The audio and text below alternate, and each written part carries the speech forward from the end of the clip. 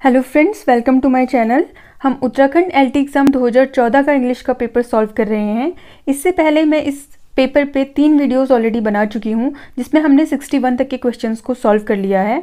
उन तीनों वीडियोस को देखने के लिए आप मेरे चैनल को सब्सक्राइब कर सकते हैं और मेरे चैनल की प्लेलिस्ट यूकेएसएससी एलटी 2014 पर जाकर इन तीनों वीडियोस को वहाँ से देख सकते हैं।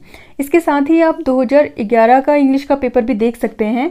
उसके लिए भी आपको मेरे चैनल को सब्सक्राइब करना होगा और प्लेलिस्ट में जाकर 2011 वाली प्लेलिस्ट को आपको देखना होगा। यूकेएसएससी एलटी 2011 करके वो प्लेलिस्ट है, वहाँ पर आपको 2011 का पूरा पेपर मिल जाएगा पार्ट्स में बना हुआ। तो आज के पेपर में हम सॉल्व करेंगे 62 से आगे के क्वेश्चंस को। तो आइए शुरू करते हैं वीडियो को।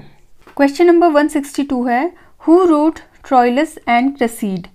ऑप्शन ए है शेक्सपियर, ऑप्शन बी है चौसर, ऑप्शन सी है होमर एंड ऑप्शन डी है ड्राइडन। सो राइट आंसर यहाँ पर होगा ऑप्शन बी चौसर।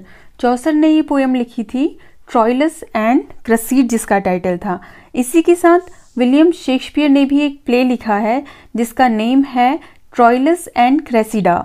सो आपको इन दोनों को कंफ्यूज नहीं करना है, क्योंकि जो विलियम शेक्सपियर ने लिखा है वो है क्रेसिडा एंड जो चौसर ने पोएम लिखी है उसका टाइटल है क्रेसीड। सो इसे आप इस तरीके से डिफ्रेंशिएट कर सकते हैं। Then question number 163, the grizzly bear is huge and wild, this line is in. तो ये लाइन कौन से मीटर में है ये पूछा है इन्होंने। ऑप्शन ए है dactyl metre and option B है आयम्बिक मीटर, ऑप्शन सी है dactylic with iambic variation and option D है iambic with dactylic variation. So right answer यहाँ पर होगा ऑप्शन बी आयम्बिक मीटर, जिसमें कि पहला जो सिलेबल होता है वो अनअसेंटेड या अनस्ट्रेस्ड होता है, जैसे कि आप इसमें देख सकते हैं द, एंड दूसरा असेंटेड या फिर स्ट्रेस्ड होता है, जैसे कि आप इसमें देख सकते हैं ग्रिजली। सो राइट आंसर होगा option B. Question number 164, Venus and Adonis is a poem written by. So right answer होगा यहाँ पर option C William Shakespeare. So Venus and Adonis एक लॉन्ग नैरेटिव पोएम थी जिसे विलियम शेक्सपियर ने लिखा था। Then question number 165, who wrote the cocktail party. So इसका राइट आंसर होगा टी.एस. इलियट, यानी कि ऑप्शन बी इसका राइट आंसर होगा। टी.एस. इलियट ने केवल 7 प्लेज लिखे हैं, जिनमें से एक है the cocktail party. Question number 166, Belinda is a character in. So Belinda central character थी अलेक्जेंडर पोप की लिखी हुई एक पोएम की, जिसका टाइटल है the rape of the lock. So option C will be the right answer. Then question number 167, who called Keats a Greek for his pre occupation with Hellenism in poetry. So Keats को Greek किसने कहा था? PB शेली ने कहा था। So option C will be the right answer. Question number 168 से 173 तक के क्वेश्चंस बेस्ड हैं पैसेज पे, और ये पैसेज है प्राइमरी और सेकेंडरी एजुकेशन पे, जैसे कि आप यहाँ पर देख सकते हैं, और चाहे तो इस पैसेज को पढ़ सकते हैं। हम इसके क्वेश्चंस करेंगे डायरेक्टली। क्वेश्चन नंबर 168 है, according to the author the teaching of science and mathematics develops the capacity of the students in which of the following. पहला है considering pros and cons of each decision, दूसरा है examining the problem minutely with proper analysis. So इसका answer according to the passage है option D none of these, ना तो पहला ही सही है और ना ही दूसरा। Then question number 169, what seems to be the purpose of the author in writing this passage? So option A है to critically look into the methods of teaching science and mathematics to reduce importance of science subjects, और option C है to point out the deficiencies in the curriculum and examination system, and option D है to put up a case for improved and upgraded system of education. So right answer है यहाँ पर option C. Question number 170 है, what problems does the author see in the improvement of teachings of humanities and social sciences. So यहाँ पे 3 problem दी है इन्होंने। The present syllabus of the subject, the difficulties of the examiners, the present system of evaluation. So right answer है यहाँ पर all of the above, यानी कि all these 3 are the problems according to the passage. Question number 171, the author seems to believe in which of the following?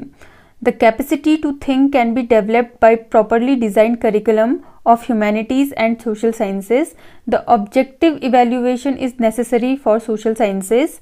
Proper education can help a person to become a responsible and responsive citizen.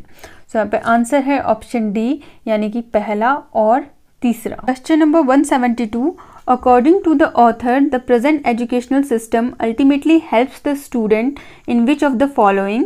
सो पहला दिया है understanding the real problems of people, दूसरा है acquiring various techniques to face the challenges of the future, और तीसरा है getting admission to renowned technical institutions. तो right answer इन्होंने यहाँ पर दिया है तीसरा, ठीक है, getting admission to renowned technical institutions. Question number 173 है, according to author which of the following is the main cause leading to the upgradation teaching of maths and science.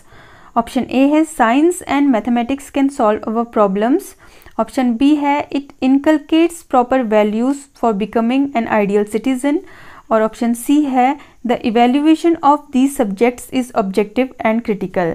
So answer दिया है इन्होंने option D, none of the above. Question number 174 से लेकर 178 तक आपको बताना है नियरेस्ट इन मीनिंग यानी कि सिनोनिम्स। तो आइए देखते हैं क्या वर्ड्स दिए हैं। 174 में आपको दिया है एंडोगेमी। एंडो का मीनिंग होता है इंटरनल, सो यहाँ पर राइट आंसर होगा option C, marriage within a group, यानी कि इंटरनल किसी ग्रुप में मैरिज होना। देन क्वेश्चन नंबर 175, इसमें दिया है ऑब्लिवियन। ऑब्लिवियन का मीनिंग होता है फॉरगेटफुल हो जाना, सो यहाँ पर राइट आंसर होगा option A, condition of being forgotten.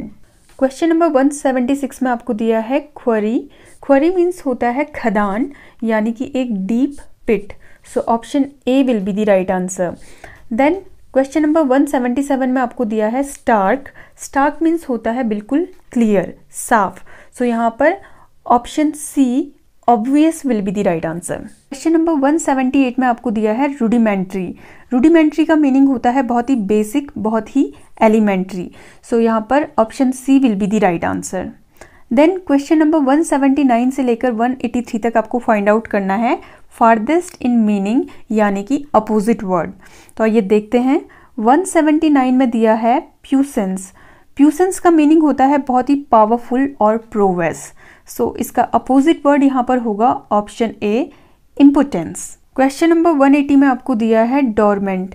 Dormant का मीनिंग होता है बहुत ही लेजी या इनएक्टिव, सो इसका अपोजिट वर्ड यहाँ पर होगा ऑप्शन बी, एक्टिव।